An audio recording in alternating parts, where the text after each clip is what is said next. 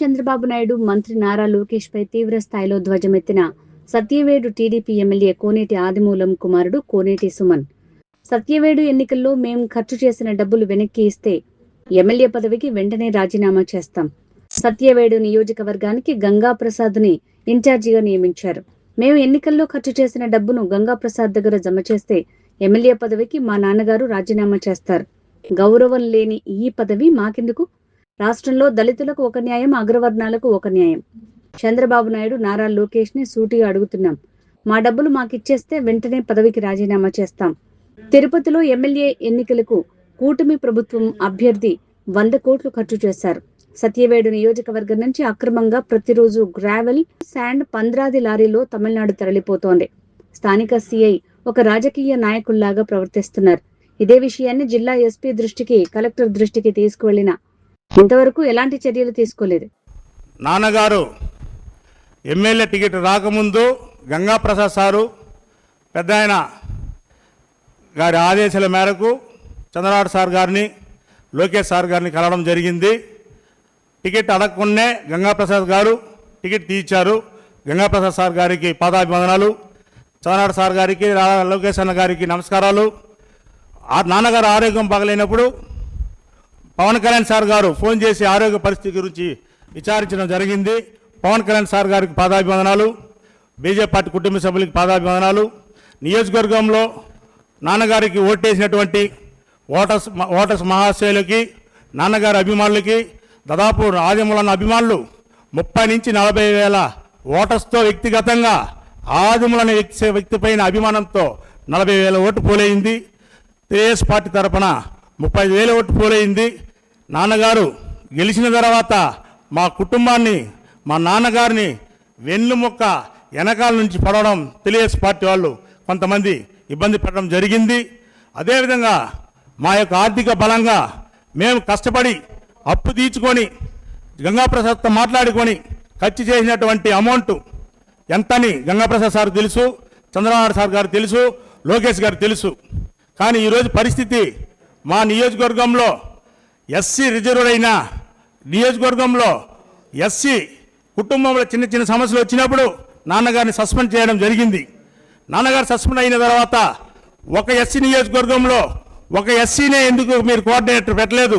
ఒక ఎస్సీ కమ్యూనిటీలో ఉన్నటువంటి వాళ్ళని ఎందుకు నియోజకవర్గంలో ఇన్ఛార్జిగా పెట్టలేదు? దాదాపు 2,25,000 మంది ఓటర్స్ ఉన్నారు మా నియోజకవర్గంలో.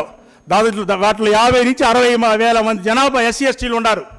మా దళితుల కాన్స్టిట్యున్సీలో ఎందుకు మీరు చంద్రబాబు గారు, లోకేష్ గారు మీరు ఎందుకు మా ఎస్సీ నియోజకవర్గంలో ఎస్సీ కమ్యూనిటీని పెట్టలేదని కూడా ఈ సందర్భంగా లోకేష్ అన్న గారికి, చంద్రబాబు సార్ గారికి, ఈరోజు నియోజకవర్గం పరిస్థితి ఎలా ఉందంటే, ఒక సిఐ గారు సిఐ పని ప్రభుత్వం యొక్క అధికారిగా ఉండకుండా రాజకీయంగా అతను ఇసుక మాఫియా, గ్రావెల్ మాఫియా, దాదాపు చెన్నైకి దగ్గరుండి లోడింగ్ పిచ్చాటూరు నుంచి 50 నుంచి 60 ట్రిప్పులు ఇసుక ప్రతిరోజు పంపించడం జరిగింది.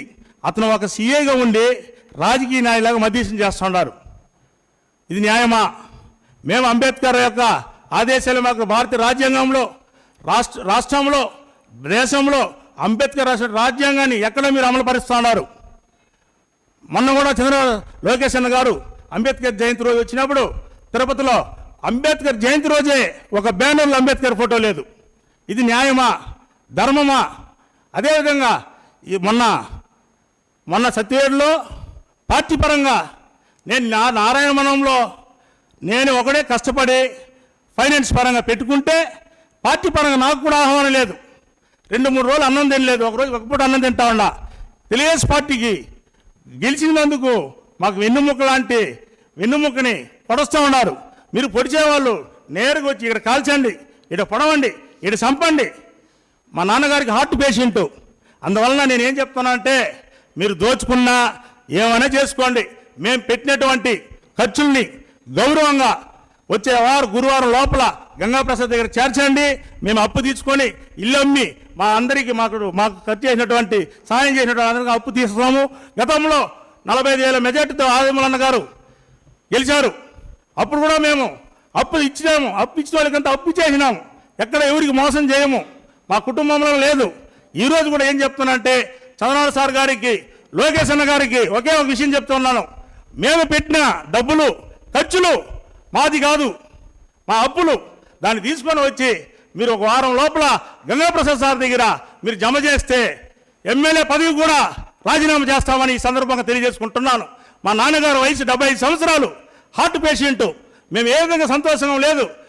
గెలిచిన దానికి లాభమా నష్టమా? గౌరవం లేనప్పుడు ఈ పదవి ఎందుకు? గౌరవం లేనప్పుడు రాజ్యాంగంలో ఈ పదవి ఎందుకు? పార్టీలో మాకెందుకు ఏం గౌరవం ఉంది? నాన్నగారు చిన్న చిన్న తప్పు చేస్తే కూడా మీరు కుటుంబంలో తప్పు కాబట్టి అది తప్పు అయిన తప్పే, మిగతా వాళ్ళు ఎవరు చేయడం లేదా? రాష్ట్రంలో ఎన్ని మంది చేశారు?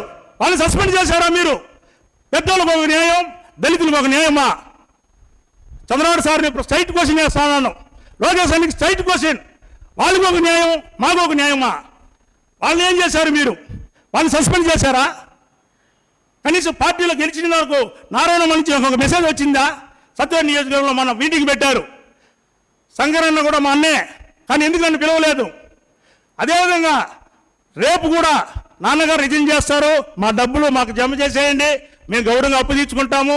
రిజర్వేషన్ ఎస్సీ అయినా కూడా మీరు ఎవరైనా పెట్టుకోండి, ఓసీని పెట్టుకుంటారా, రెడ్డిని పెట్టుకుంటారా, వడ్డోళ్ళని పెట్టుకుంటారా, ఎవరైనా పెట్టుకోండి. ప్రభుత్వం మనదే కదా, మీరే కదా, మీరే పెట్టి గెలిపించుకోండి.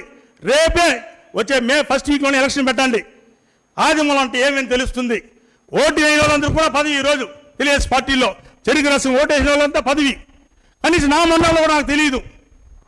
నాకు గౌరవమే లేదు. నారాయణంలో డబ్బులు పెట్టి కష్టపడిన దానికి నేను ఒకే ఒక విషయం తెలియజేసుకుంటున్నాను. ఇన్ని రోజులు ఒక ఎత్తు, నాకు 3 రోజులు నాకు మెసేజ్ రాలా, ఆరోగ్యం బాగలేకపోయినా నాన్నగారిని కాపాడుకున్నాను. ఈ రోజు నుంచి నాన్నగారు ఆరోగ్యం చూస్తాను. నాన్నగారు రాజకీయం నాకు వద్దు. ఎమ్మెల్యే పదవి మాకు కొత్త కాదు. ఇది రెండోసార్లు ఎమ్మెల్యే. మాకు ఎమ్మెల్యే పదవి కొత్త కాదు. మొట్టమొదటిసారి కాదు, 2 సార్లు 3 సార్లు ఎమ్మెల్యే క్యాండిడేట్. ఎమ్మెల్యే కొత్త కాదు కాబట్టి ఎమ్మెల్యే పదవికి రాజీనామా చేస్తాము. మా నాయన ఆరోగ్యం కాపాడుకోవాల్సిన ధర్మం నాకు ఉంది. వ్యవసాయం చేసుకుంటామని కూడా ఈ సందర్భంగా తెలియజేసుకుంటూ మీ అందరికీ కూడా ఏమైనా చిన్న చిన్న ప్రశ్నలు ఉంటే తప్పకుండా క్వశ్చన్ చేయాల్సిందిగా కోరుకుంటున్నాను. డబ్బు అంటే అన్న, తిరుపతి నియోజకవర్గంలో 100 కోట్లు ఖర్చు అయింది. డబ్బు లేకుండా రాజకీయం లేదు భారతదేశంలో. తిరుపతిలో 100 కోట్లు ఖర్చు అయింది. వాస్తవాలు మీరు రాయండి. వైసీపీలో 80 కోట్లు ఖర్చు చేశారు. కూటమి ప్రభుత్వం 100 కోట్లు ఖర్చు చేసింది. డబ్బు లేకుండా వేసే గ్రామం ఏదైనా ఉందన్నా అంటే అన్నా? భారతదేశంలో డబ్బు లేకుండా ఓటే ఒక పంచాయతీ ఉందా? డబ్బు లేకుండా ఓటే వేసేవాళ్ళు ఒక పంచాయతీ ఉందా? మా నియోజకవర్గంలో మాకు 50% సెలవు ఖర్చు అయ్యి ఉండదా? రాజ్యాంగం ప్రకారం ఎవరున్నా భారతదేశంలో ఏ పంచాయతీ వాళ్ళున్నా? పార్టీ మమ్మల్ని గౌరవించలేదు. మా బాధ మా గంగాప్రసాద్ సార్ నా దేవుడు. అతని ద్వారా మేము వెళ్ళాము లోకేష్ దగ్గరికి, చంద్రనాథ్ సార్ దగ్గరికి. ఇంకా ఎస్పీ సార్కి చెప్పామన్నా నియోజకవర్గంలో ఏం జరుగుతూ ఉందని. ఎస్పీ సార్ చెప్పినారు. ఎస్పీ సార్ యొక్క ఆధ్వర్యంలో నేను 3 నెలలకు ప్రశాంతంగా ఉన్నా. కలెక్టర్ సార్ చెప్పినాను, 50 రోజులు అవుతా ఉంది, మాట్లాడతామన్నారు. ఇన్ఛార్జ్ మినిస్టర్ చెప్పాను, చూద్దామన్నారు. ఇంకెవరు చెప్పుకోవాలి? నేను ఇన్ఛార్జ్ మినిస్టర్కి 3 సార్లు ఫోన్ చేసిన, ఫోన్ ఎత్తలేదు. సాక్షాత్తు ఎస్పీ సార్ ఆదేశాల మేరకు 3 నెలలుగా రోడ్డుపై నడవడం జరిగింది. అన్నగారు కూడా కృతజ్ఞతలు. కలెక్టర్ గారికి 3 రోజుల ముందు చెప్పి 20-30 రోజులు టైం అడిగారు. అది కూడా టైం అయిపోయింది. ఇంకా మే 1 నుంచి మీరు ప్రభుత్వంలో ఉన్నారు కాబట్టి గట్స్ ఉంటే అదర్ క్యాస్ట్ వాళ్ళని మీరు కోఆర్డినేటర్గా పెట్టారు. అదర్ క్యాస్ట్ వాళ్ళని మీరు సత్యవేడు నిలబెట్టగలరా? ఒక ఎస్సీని ఎస్టీని ఎందుకు మీరు కోఆర్డినేటర్గా పెట్టలేదు? ఒక ఎస్సీని ఎందుకు మీరు ఇన్ఛార్జ్గా పెట్టలేదు? ఆ రిజర్వేషన్ ఇచ్చిన దేవుడు భారత రాజ్యాంగంలో అంబేద్కర్ ఇచ్చినటువంటి దానికి ఏం విలువ ఉంది? ఇదేనా అంబేద్కర్ రాసినటువంటి చట్టంలో దళితులకు మాకు ఒక న్యాయం, పెద్దలకు ఒక న్యాయమా? న్యాయమా ఇది? ఈ బతుకు మాకు అవసరమా? గెలిచిన దానికి ఇది అవసరమా? గెలిచి ఏమైనా కిరీటం పెట్టినారా? తెలుగుదేశం పార్టీలో ఓటు పొడిచినారు. ఎవరింటికి మేము మూల నాయన ఎత్తుకో వచ్చినారు, పొడిచినారు. ఫస్ట్ టైం టార్గెట్ నేనే వాళ్ళకి. నేను దొరకలా. నేను ఒకే ఒక ఛాలెంజ్ తీసుకొస్తాను ప్రభుత్వానికి, చంద్రబాబు సార్కి, లోకేష్ సార్కి ఒకే ఒక ఛాలెంజ్. రిజైన్ చేస్తాము, మా డబ్బులు మా ఖర్చులు మేము దళితులము, మేము ఇచ్చినటువంటి అప్పులు మేము ఇవ్వాలి. అందువల్ల మీరు మానవ ధర్మంతో ఒక దళితులకు న్యాయం చేయండి. అదేవిధంగా ఎలక్షన్ కూడా పెట్టండి. ప్రభుత్వం ఉంది కదా, ఎలక్షన్ పెట్టి మీరు గెలవండి, చూస్తాము ఆదిమూలంకి బలం ఉందా లేదా. 30 నుంచి 40,000 ఓట్లు ఆదిమూలంకి. ఆదిమూలం కష్టంతోనే గెలిచినాం. పార్టీ పరంగా మాకు ఎవరు సహాయం చేయలే, కొంతమంది పనిచేశారు. ఆ వాళ్ళకి మాత్రం పాదాభివందనాలు. తెలుగుదేశం పార్టీ వాళ్ళు 100% నానికి టికెట్ రాకూడదన్న వాళ్ళు 100% తెలుగుదేశం పార్టీ వాళ్ళే కుట్ర పన్నారు. నేను లోకేష్ గారిని కలిసిన తర్వాత అబ్బా కొడుకులు ఇద్దరే వచ్చారని చెప్పింది ఆమె. అబ్బా కొడుకులు ఇద్దరు వచ్చినా, పులి వచ్చినా, సింహం వచ్చినా, పులి ఆదిమూలం. అతను పిలి చేశారు. గెలిచారా లేదా? గెలిచిన తర్వాత ఏం చేశారు? ఆ మాట్లాడిన ఆమె స్టేట్మెంట్ ఇచ్చింది. అబ్బా కొడుకు ఇద్దరే వచ్చారు లోకేష్ని కలిసేదానికి అన్నారు. మరి అలాంటామే నాన్నగారేమో వాళ్ళ ఇంటికి వెళ్ళా, వాళ్ళ ఇంట్లో పోయి పడుకోవాలా. ఆమె పక్కా ప్లాన్తో నాన్నగారిని ఇబ్బంది పెట్టి చేశారు. అసలు ఆమె విత్డ్రా చేసుకునింది, ఆమె కేసు పెట్టింది. దీనికి ఏం చేస్తారు? మరి నేను ఒకే ఒక ప్రశ్న చేస్తాను. రాష్ట్రంలో ఎన్ని విధాలుగా జరుగుతూ ఉంది. ఆ పెద్దవాళ్ళంతా పైన మీరు యాక్షన్ ప్లాన్ చేసుకోరా, తీసారా? అంటే మేము దళితులకు ఒక న్యాయం, మీ పెద్దలకు ఒక న్యాయమా? మేము పెట్టినటువంటి ఖర్చు సాక్షాత్తు నా దేవుడు గంగాప్రసాద్ సార్ తెలుసు. ఇల్లు కుదపెట్టినా, అప్పులు తెచ్చినా అవన్నీ మాకు సహాయం చేయమను, గంగాప్రసాద్ సార్ ద్వారా ఇవ్వమను. మాకు పార్టీ ఆఫీస్ తెలియదు. గంగాప్రసాద్ చెప్తే హైదరాబాద్లో కలిసాం లోకేష్ సార్ని. ఇంతవరకు పార్టీ ఆఫీస్లో అడిగి పెట్టలే మేము.